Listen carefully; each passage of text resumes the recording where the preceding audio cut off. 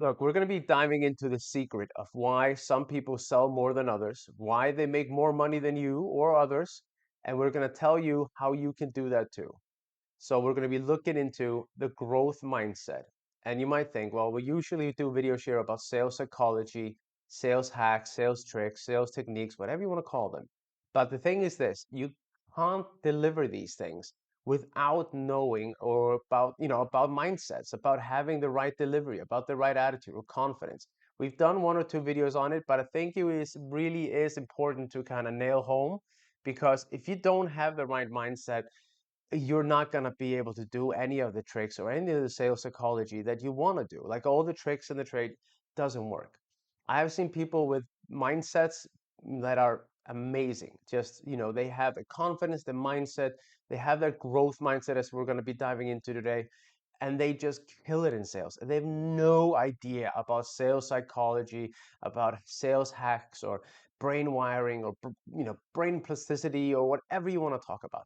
It's just not, they don't know any of the buzzwords that everyone else is taking into, but they still kill it out there. And it's because of their mindset. So look, it's how you approach sales, it's how you approach life. It can help you in any fashion, any way that you can think of.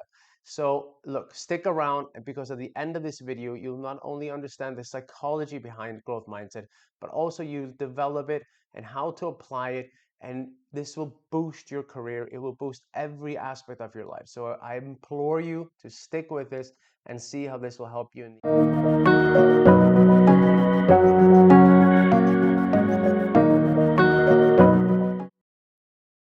So let's first clear up what is a growth mindset. Some of you might know what it is, some of you don't.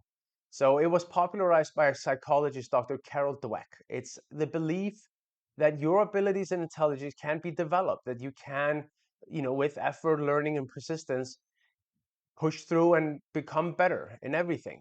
And on the flip side, you have what's called a fixed mindset, where your belief is that your talents, abilities are static. Now, the thing is this, I would go even further than that. I would say that the fixed mindset is the things are just the way they are. Just some people are lucky, you're unlucky. Like, it's just a closed mindset that things can get better, or, can be different. So you either have it or you don't. Either one of those. Either you have a fixed mindset and you just think, I'm just unlucky. I don't know how to do this. I can't learn it. It's too difficult. And so on and so on. All the excuses in the book. The growth mindset is more about what we talk about, like when you call, like we never fail, we learn. Like, it's one of those things that just helps you grow as a person in whatever it is. If it's dating, sales, your career, getting a job, doing a new hobby, whatever it is. If you have a fixed mindset, you think, well, I'm 42, I can't learn how to play a piano. It's like, it's not true. You can. It just takes a little time and effort. And if you have that positive mindset, that it's gonna come out. So in sales, having a fixed mindset might look like, as well as you, I'm not good at closing, or I'll never be successful because I don't never get the good products, I never get the good hooks, I never get the good clients, and I'll never be as successful as, Mike or Carl or John or whoever it is. So a growth mindset flips the script. It shows you, like, you go into it with, I can improve this, I can improve in sales, I can learn from Mike or John or whoever is the top performer in your company. Like, you look at it as a positive, like, if they can, I can. And that's the way you want to go with anything in life. If you think like, all my friends are getting married, they all have loves in their life, I don't. Then you need to flip it off, like, well, if they can, I can too. The same as with the other ones.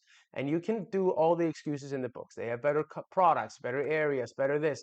And some of it might have an effect, of course. Like, if you are selling Ferraris and you get the poorest neighborhood as your area to sell to or something, then yes, that's not conducive. It's not going to help you. But it's not going to help you to go in negative, and you'll do the best you can, and then you'll find another job. And that's also the growth mindset. It's like, well, I'm not going to be stuck here forever.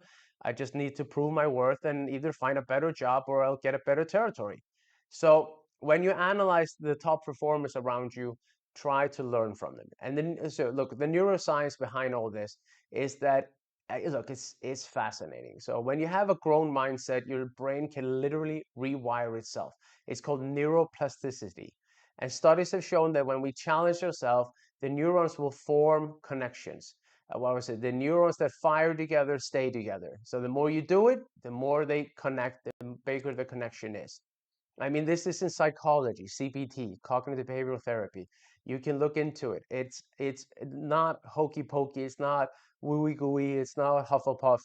It is just your brain is a muscle. So you're building that connection. You're building that strength in it. So the more you train it, the stronger it gets. So every time you handle an objection, refine your pitch, or study the sales psychology, you're strengthening the neural pathways. So over time, what once felt like a challenge is gonna feel like easy. But that's only if you do the practice, you don't stop and you think positively, that you're growing and you're learning. So it's how you train your brain to adapt and grow. So how, for example, with like rejections, look, let's face it, like we talked about before, rejections are part of the game. It's just you have to deal with it.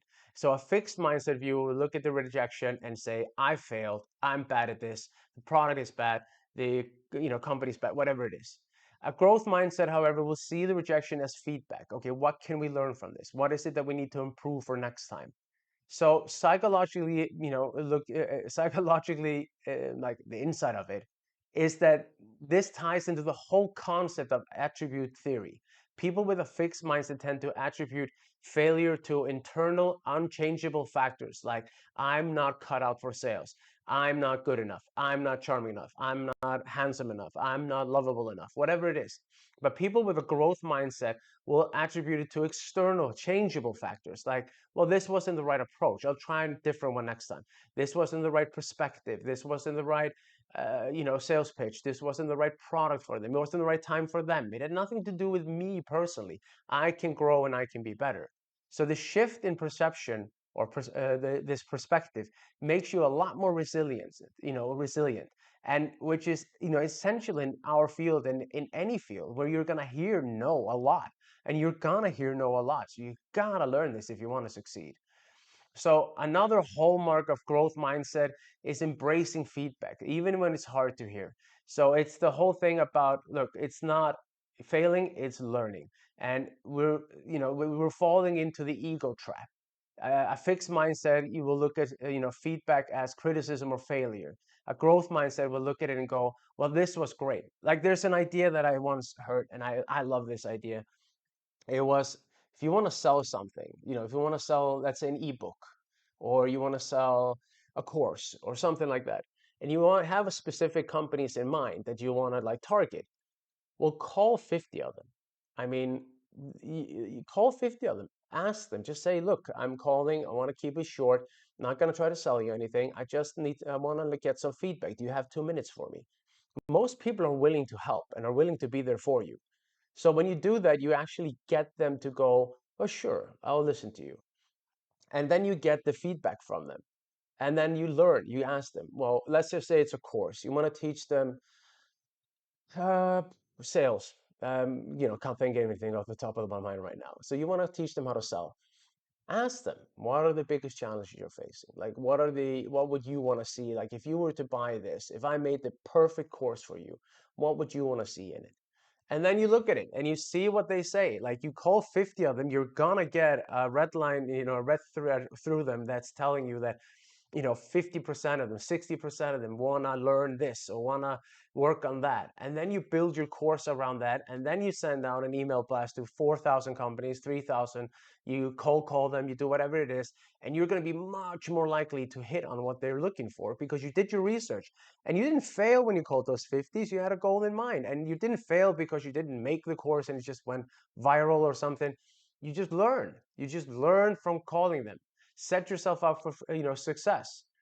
So if your manager or client is giving you feedback, don't get defensive, don't get ego driven that, well, they can't tell me, I know better, this is like, oh, I'm a failure, I'm bad. Like, no, it's like, how can I use this to get better? How can I work on this and get even better at what I would do, what I want to grow and be as a person? It builds confidence. It's when you take out the personal attack of it, you're suddenly now much more able to grow as a human.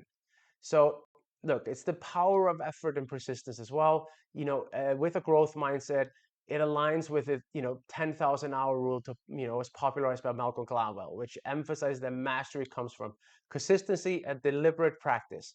And it is one of those things that effort, when you put in the effort, it is a psychological reward system that helps your brain go, oh, this is good.